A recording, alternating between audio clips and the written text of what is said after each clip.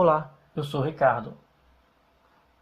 Faço parte do grupo formado por Lenilde, Carol e Solange. Nós vamos falar sobre os genes do choque térmico.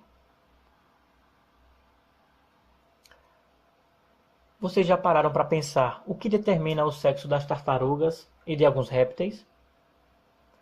Certamente todos sabem que os ovos são colocados no ninho e a temperatura do ninho é que vai determinar se aquele filhote vai ser macho ou vai ser fêmea. Isso mesmo, a temperatura é que determina o sexo desses indivíduos.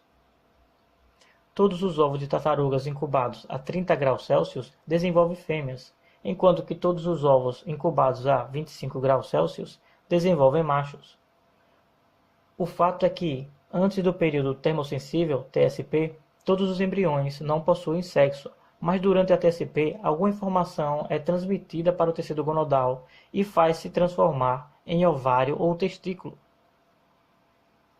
Hoje é conhecido que a informação transmitida ao tecido gonadal dos embriões é uma alteração na expressão do gene SOX9, que é sensível à temperatura.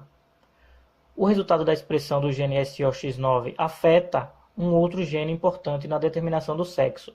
Assim, quando o gene SOX9 é influenciado pela temperatura, o outro gene também é influenciado, resultando no desenvolvimento dos diferentes órgãos, testículo ou ovário. Com isso, podemos ver uma das formas que o ambiente modula a expressão dos genes, resultando em alterações fenotípicas.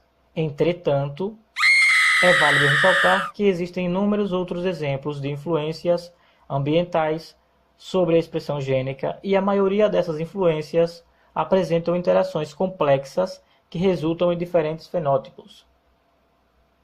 Mas vamos um pouco mais a fundo nesses genes. Não vamos ficar somente nas tartarugas e nos répteis. Bom, é sabido que quando submetido ao estresse de temperatura elevada, os organismos respondem por meio de uma síntese de um grupo de proteínas que ajudam a estabilizar o meio celular interno.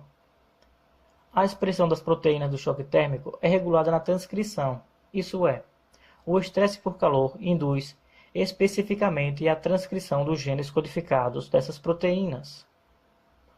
Bom, pessoal, é basicamente isso, pensem comigo. Vamos pegar o exemplo das proteínas HSP70. A proteína HSP70 livre exerce a função de chaperona, agindo, por exemplo, contra a desnaturação de proteínas e na translocação e conformação correta dessas proteínas. Vamos pegar o exemplo da drosófila. Em drosófila, HSP70 é codificada por uma família de gene localizada em dois agrupamentos vizinhos em um dos autossomos. Quando a temperatura ultrapassa os 33 graus Celsius, como no dia de verão, cada um desses genes é transcrito em RNA, que é processado e traduzido para produzir polipeptídeos HSP70. Essa transcrição dos genes HSP70, induzida por calor, é mediada por um fator de transcrição do choque térmico, HSTF, um polipeptídeo presente nos núcleos das células de drosófila. Quando a drosófila é exposta ao calor, o HSTF é quimicamente alterado por fosforilação.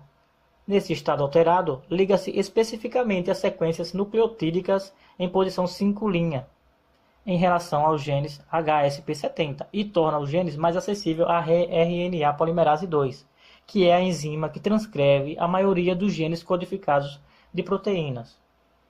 Então, a transcrição dos genes HSP70 é vigorosamente estimulada.